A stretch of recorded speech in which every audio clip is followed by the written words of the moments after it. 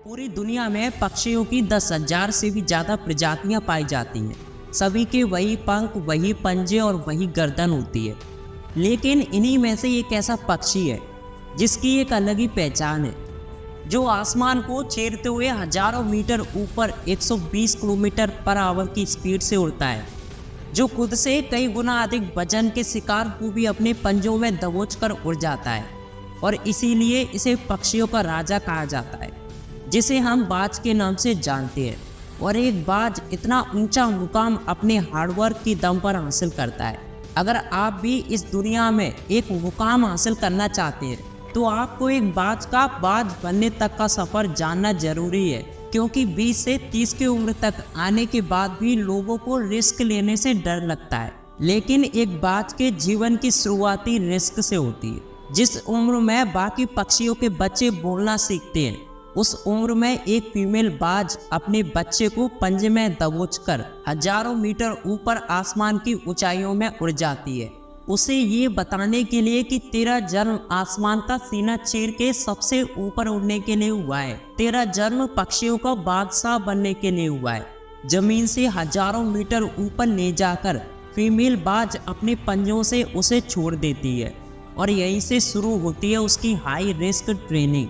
वो बच्चा जमीन की तरफ तेजी से गिरने लगता है। थोड़ा नीचे आता है तो उसके पंख खुलने लगते हैं। नीचे आते आते वो अपने पंख फड़फड़ाने लगता है, लेकिन वो अभी उड़ना नहीं सीखा है। वो जमीन से कुछ ही ऊपर होता है। ऐसा लगता है कि कुछ ही सेकंड में उसका जीवन समाप्त हो जाएगा, लेकिन अचानक एक पंजा आकर उसे पकड़ लेता है और वापस आसमान में उड़ जाता है। वो पंजा होता है उसकी माँ का, जो उसके पीछे पीछे उड़ रही थी।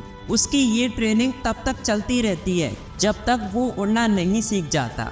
इतनी हाई रिस्क ट्रेनिंग के बाद इस दुनिया को एक बाज मिलता है। बारिश के वक्त जब सारे पक्षी अपने घोंसले में छिप जाते हैं, तब यही बाज उसी बारिश में आसमान को चीरते हुए ऊपर निकल जाता है। एक बाज की उम्र लगभग 70 साल की होती है। जब वह 40 साल का होता है, तब एक परेशानी उसकी जिंदगी में मौत बनकर आती है, जो आपकी परेशानी की तुलना में काफी बड़ी होती है, क्योंकि 40 की उम्र में बाज की चोंच इतनी मुड़ जाती है कि उसे शिकार निगलने में बहुत परेशानी होती है। उसके पंख इतने भारी हो जाते हैं कि छाती से चिपकने लगते हैं, जिससे उड़ना बहुत मुश्किल हो जाता है।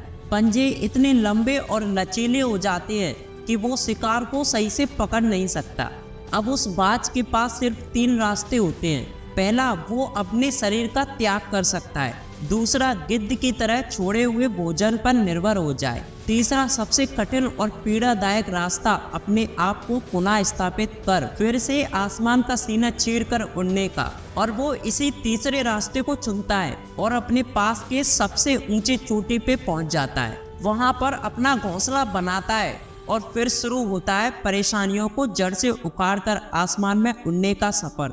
वो अपने चोंच को चट्टान पर मार मार कर तोड़ देता है, पूरी तरह से घायल हो जाता है और इंतजार करता है नई चोंच के आने का। उसके बाद अपनी नई चोंच से अपने पंजों को काट देता है और फिर इंतजार करता है नए पंजों के उगाने का। उसके बाद वह अपनी एक एक पंख को अपने शरीर से अलग करता है और फिर इंतजार करता है नए पंख आने का। और इस प्रोसेस में करीब 5 महीने का समय लगता है। इन 5 महीने की कड़ी तपस्या के बाद एक बाज का पुनः जन्म होता है। वो फिर से तैयार हो जाता है आसमान का सीना चीरकर उड़ने के लिए। जो 3 रास्ते बाज के पास थे, वही 3 रास्ते आपके पास होते हैं। लेकिन कुछ लोग पहले रास्ते को चुनते हैं और परेशानियों के तले दबकर सुसाइड कर लेते हैं। ज़्यादातर लोग दूसरे रास्ते को चुनते हैं। वो परेशानियों का बोझ पड़ते ही अपने लक्ष्य को छोड़कर एक नॉर्मल जिंदगी जीने लगते हैं। और कुछ वो लोग भी होते हैं परेशानियों को लात मारकर अपनी मेहनत के दम पर बाज की तरह आसमान की बुलंदियों को छूते हैं। दोस्तों, बाज की ये ट्रेनिंग हमें बहुत सीख देती है।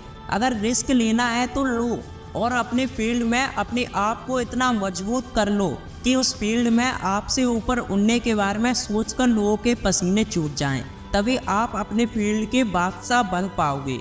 अगर आपको ये वीडियो जरा सा भी पसंद आया हो तो इसे ज़्यादा से ज़्यादा शेयर करें।